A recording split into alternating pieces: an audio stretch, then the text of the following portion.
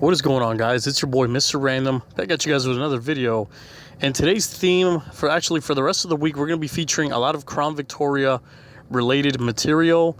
It's one of my favorite four-door sedans that's been ever built, and I figured why not start with the 9 things I hate about my Crown Victoria Police Interceptor. Let's get right into it. Alright guys, so for today's video, we're going to be actually using my work Crown Victoria, my actual cruiser that I use to do my job. And if you guys don't know by now, I am a K9 officer. I can't really go too much into detail as to what I do, but I do work with my partner here, and her name is Hershey. And we're going to be doing the video, like I said, in this Crown Victoria, which is my work Crown Victoria. All right, now to start the countdown off of number 9, that's going to be overheating issues, okay? Now, hear me out. This particular issue only affects mainly the 2003 models, because that was a year that Ford decided to do some minor adjustments and minor changes since the Crown Vic was initially brought up, mass-produced in 1998. Finally, in 2003, they decided to do those minor changes, and they didn't actually compensate for, I forgot what it was, man. It was some electrical problems that the Crown Vics were having, but they were overheating severely, and that was one of the major problems in 2003. That's why I tell everybody, if they're going to get a 2003 model, stay away from it. Go 2005 and up. And that is number 9 on the list. All right, now sticking with the theme of 2003 and what a dud and what a lemon of a year for the Crown Victoria, we're going to go with number 8 on the list, and that is transmission problems. Now, this isn't specifically tied to the 2003 model. This actually can affect any model. I'm driving a 2009 Crown Vic, and I just recently had to buy a transmission. It cost me $1,100 for a brand new transmission. Now, we'll get right back into that, but first, I want to point out that you guys need to take into account that a lot of cops drive these cars, a lot of taxi companies drive these cars. When you guys are buying a Crown Victoria, you guys need to take into consideration that a cop drove this. This thing idled for hours. I can attest personally, I've dogged the hell out of the Crown Vics. I have gunned them, I'll peel out, I'll accelerate it hard. It's just a fun car to drive overall, especially when you're a police officer. You're doing very, very spirited driving. You're driving fast to get to an emergency call. You're doing all sorts of things, and all those things wear down the transmission, which is why some Crown Vics tend to have transmission problems. Now, one of the good things is that it's very cheap to fix. Like I said, I got a brand new transmission, $1,100, and that was brand new. How many hundreds of millions of Crown Victorias aren't there out there in the world, in your state, in your country? You can easily find a transmission for under $1,000, and the labor and all that, you know, you could get a brand new one for around $800 or $500 depending on how lucky you get.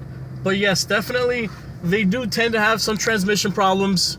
Not all of them though. You guys need to take that into account. So when you're buying a Crown Victoria, take into the account how many miles it had, what department drove it, you know, if they have service records, if they service the transmission. Take all of those things into account when you're buying a Crown Vic, and get ready for a possible transmission, either rebuilt or replacement sometime in the future. But like I said, it's still drivable. It's just annoying. Like, usually they tend to get stuck. They don't like second gear for some weird reason.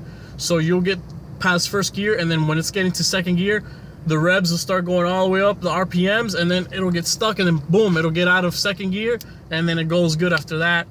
Not a big issue, but like I said, yes, number 8 is definitely transmission problems. Stay away from 2003 Crown Vics, guys. All right, now number 7 on the list is pretty much people who drive super slow in front of you.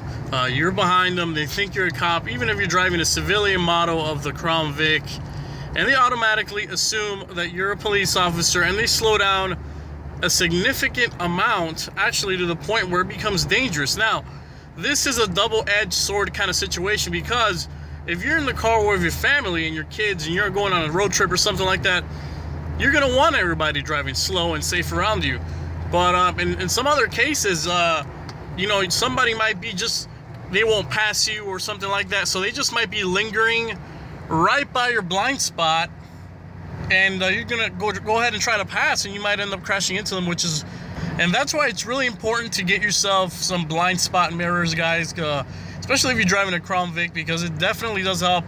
Especially me, I do have a cage, and it's really hard to see out the back. But yeah, man, Number 7 is people driving way too slow because they think you're a cop, and they just slow the hell down and they hang around your blind spot all the time. Now, number 6 on the list is something that I'm personally guilty of myself. I'm not gonna lie to you guys. I've done this myself. I have thought it myself, and that is that anybody who drives a Crown Victoria is usually judged, or they're called wannabe cops or things like that just because they drive a Crown Victoria. You know what? It wasn't until later on when I finally became a cop and I started driving the Crown Vic and I realized how much of a badass car this actually is, man, and why people are actually buying these things. Let's take into a fact that the first thing is that they're extremely cheap to buy. They're incredibly economical to buy. The second thing is that they're actually pretty good on gas because the later models included the flex fuel on them.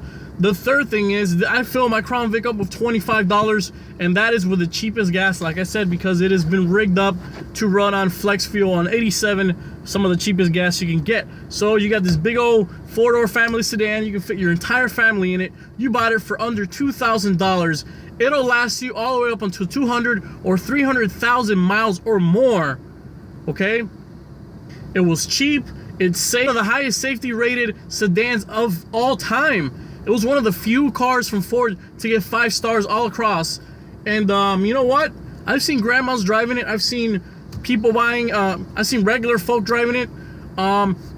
Do some wannabe cops drive this? Yes. Those people give us a bad rap. You know, there are enthusiasts. There are Crown Vic enthusiasts out there because it really is a badass car. And, you know, unfortunately, it's followed by the stigma of wannabe cops and trying to scare people and all that.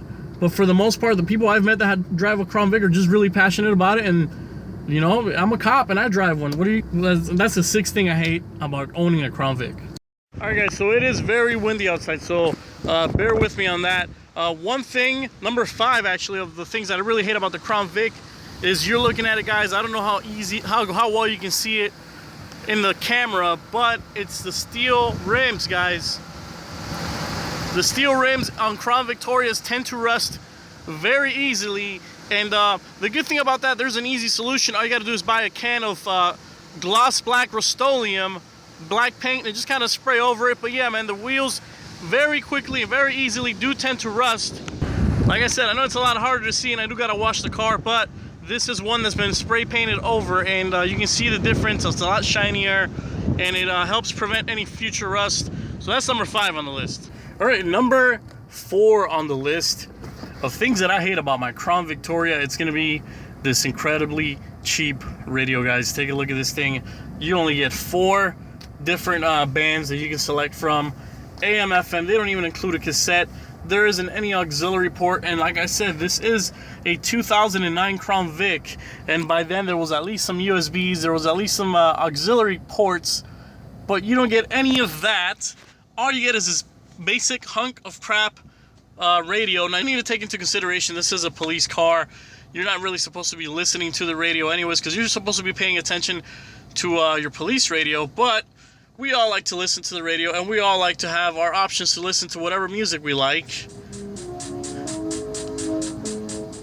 Now, another thing that I really don't like, and this might scare the crap out of a couple of you, is that the Crown Vic tends to actually, I think it was the models, actually, and you know what? I think this affects all models.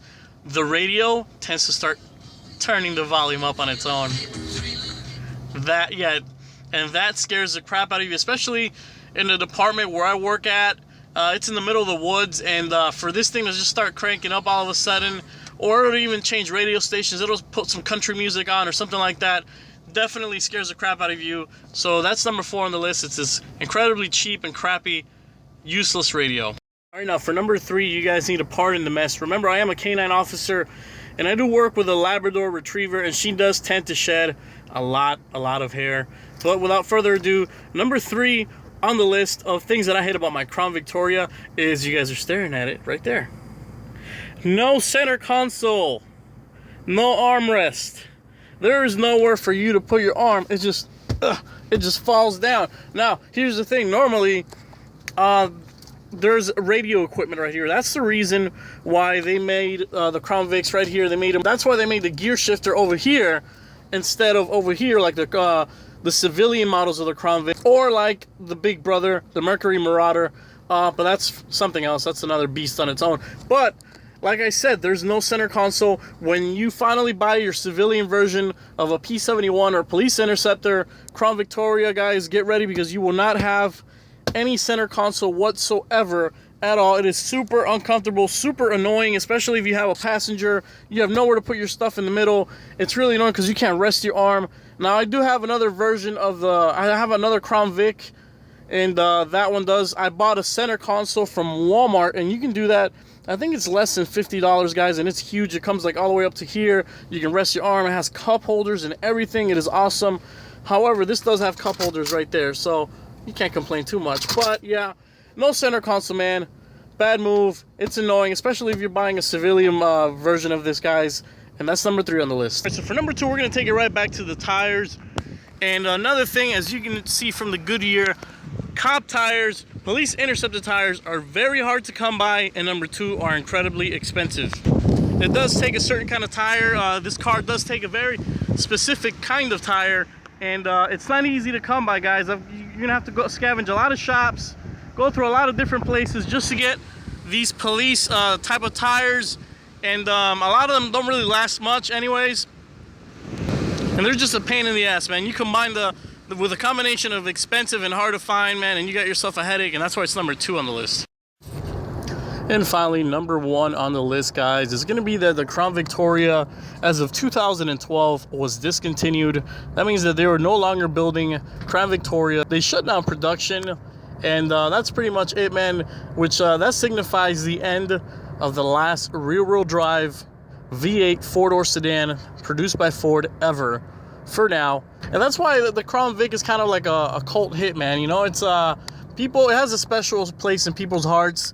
It always will. Your heart will always skip a beat when you see a Crown Victoria pulling up behind you. There is just something that is ingrained in our DNA from birth to fear the Crown Vic, and it's for a reason. This thing is an absolute bargain, and it's an absolute workhorse. It's an absolute monster, guys. One of my favorite sedans, hell, one of my favorite cars of all times. I hope you guys enjoyed the video. If you have a Crown Vic, hold on to it.